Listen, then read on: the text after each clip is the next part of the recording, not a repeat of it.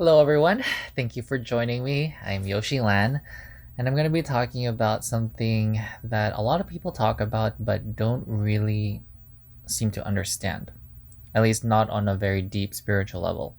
Okay, and that is the mind. Okay, the mind is a very wonderful thing that seems to be ruining a lot of people's lives. And when you take a look at why that is, it's once you understand how the mind works and what it is, then it's no surprise, okay, why that's happening. So, what is it? What is the mind? What is this fantastic thing that we have but haven't been taught how to use, even on a simple level? And so things are just being screwed up left and right. People don't really know what to do about it. Sometimes something wonderful happens, but maybe most of the time, really terrible things happen. So, why is this? This is all related because the mind is one of the key manifestors of our reality. The mind is a very, very strong component to the law of attraction and all this other stuff. So, the law of attraction is made out of two different components, but I'm not going to talk about the other component too much. Well, it's more than two components, but the two primary forces is your mental energy, your mind, and your emotional energy, the quote unquote heart. Okay, so the mind is the yang expression of our conscious being, it's our soul. Okay, our soul connection is our mind. It's the way that we interact with the universe, it's how we perceive things. And the yin aspect is our emotions. Okay, that is our feeling, our being, our experience of what's happening in this world as a creature, as a human, as a divine entity that is that is a phenomenon that stems from our emotional center, the sacral chakra. Okay, that is where the yin aspect of our soul comes from. So the mind is the yang aspect. Okay, the mind and the emotion are two different aspects of your soul. Okay, of your connection to your soul, of your soul expression. Okay, so if you understand that, then you'll know, when you really understand that, okay, not just on a conceptual level, but on a spiritual level, and really understand this, it'll be like, holy crap, that is why we have so much free will, we have so much power, we have so much this, so much that, but we haven't learned how to use it. But first, the first step is the awareness of it, right? And when you start looking at it and really understanding what the mind is, then it starts to make more sense. So, other aspects of the mind, you may have already known this, but it's connected to the third eye chakra. So, our mental energy stems from our third eye chakra. Okay, and this is the pineal gland. The pineal gland specifically. Okay, you can look at other sources. Some dispute that it's the crown chakra, but no. The crown chakra, the energy of the crown chakra connects to the pineal gland, but it is not the chakra of the pineal gland. The crown chakra is actually connected to your light flower, which is a different organ. It's a spiritual organ. Okay, the third eye, your center of spiritual and mental energy, is the pineal gland in your brain. So it's the center of your brain. This is where your mental body, the quote unquote mental body, is anchored to.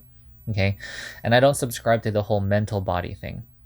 Okay, this is something that people just sort of came up, but this quote unquote mental body is really just the aerosphere of the mind. Okay, it's the aerosphere of the third eye chakra. It's not actually its own body. It's just an aspect of the third eye that they're seeing. That's why the mental body is like this, because it's centered on the mind, right? It's centered around the third eye chakra. So that's why the mental body is really big. As well as the emotional body is very big too. And then what happens is they come together to the center of the heart. So that goes into other stuff that I'm not going to talk about, but that gives you an idea of how this whole manifestation and alchemy aspect works. Okay, the mind is your soul expressing itself and experiencing things on a mental level. Okay, so let's see, I think that covers about everything. If there's other aspects of the mind that you're curious about or that I didn't cover in this video, possibly it's because it's a more advanced topic, but also it may be something that I left out. So you're welcome to write those in the comments, what you think the mind is, what your experience with the mind is, and how well do you communicate with your mind? How well can you collaborate with your mind? Because once you can collaborate with your mind as opposed to fighting it, a lot of people call it the monkey mind. A lot of people fight with the mind. There's all this nonsense that goes about with the mind. No, it's an aspect of us. If you fight part of yourself and you beat part of yourself, who do you think wins? Nobody. It's a lose-lose situation. Either your mind beats you or you beat your mind. Either way, you lose. Nobody wins in that scenario. No part of you wins in that scenario. And that's part of the societal stuff that we grow up with. But once you start reverse engineering this stuff and start realizing, oh, the mind's an aspect of ourselves, it's also connected to the body. So guess what happens? If you have an antagonistic relationship with your mind, you're going to have an antagonistic relationship with your body. Your body's not going to want to cooperate with you because it's intrinsically connected to your mind. So that's also other things for you to think about. The mind and the heart aspect, right? The emotions, the mental and the emotional energies are two aspects of your soul which directly affect the body. Okay, so it's not this trinity thing that people think about. There's no trinity. There are three different aspects, and the physical body has its own counterpart, which is the chakra system. Okay, so this whole mind, body, trinity, all the stuff that you have ever heard about the mind and the body, the majority of it is all bullshit. Okay, I'm just gonna say that. It's all nonsense. Psychology, a lot of this other stuff, philosophy, all of that is crap. And the majority of stuff, even in the spiritual circles, they don't really understand the mind either. They think it's a limiting part of ourselves. They think it's this, they think it's that. They think it's something you get rid of. They think it's something you transcend, all this other nonsense. No, the mind is a part of ourselves. And when you learn how to use it and to really integrate it and to be part of your mind and to know what's going on in your mind, then it suddenly becomes an invaluable ally. It's one of the most valuable things you can have. People who are geniuses, people who are gurus, they know this. That's why they're where they are. Okay? Because they don't fight with their mind. They may not really collaborate with it, but at least they don't fight with their mind. That's a huge step in front of everybody else who's having so much conflict. Okay? So why are you having conflict with your mind? Who knows? Maybe it's a mindset that you've created for yourself. That the mind is just the you, that you aspect is something that you have to fight. You have to beat yourself up in order to succeed, which makes no sense to me. Logically, it makes absolutely no sense. Philosophically, it makes absolutely no sense. On every level, that type of language makes absolutely no sense, and that's why the mind doesn't understand it.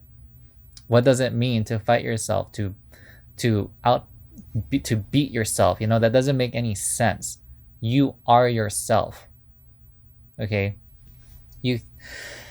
There's this aspect of transcending yourself and this other nonsense too in the spiritual community. None of that makes sense. If you have all of this together, you can become even more powerful. If you're familiar with psychology, you'll probably have heard of this term called the Gestalt.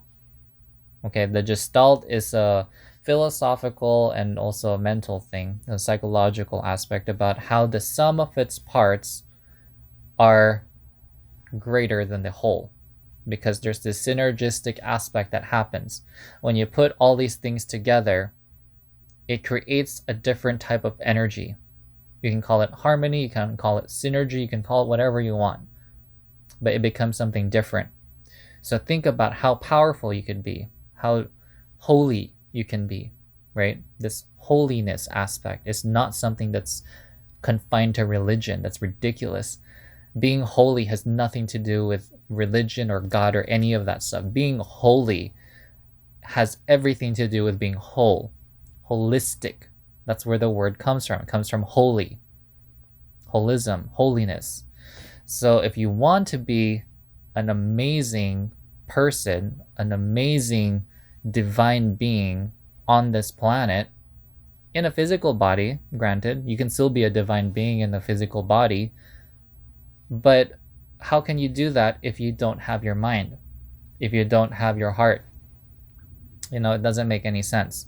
So when you combine your heart and your mind together and merge them together with your body and your chakra system, the two aspects, right? Mind and the heart, the physical and the energetic together, then you have something completely otherworldly, something amazing that hasn't happened in a very long time. And it's a process in getting there. So it's something that you can choose to look into or choose not to. It's up to you.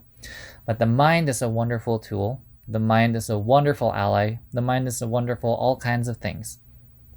If you choose to have that type of relationship with your mind.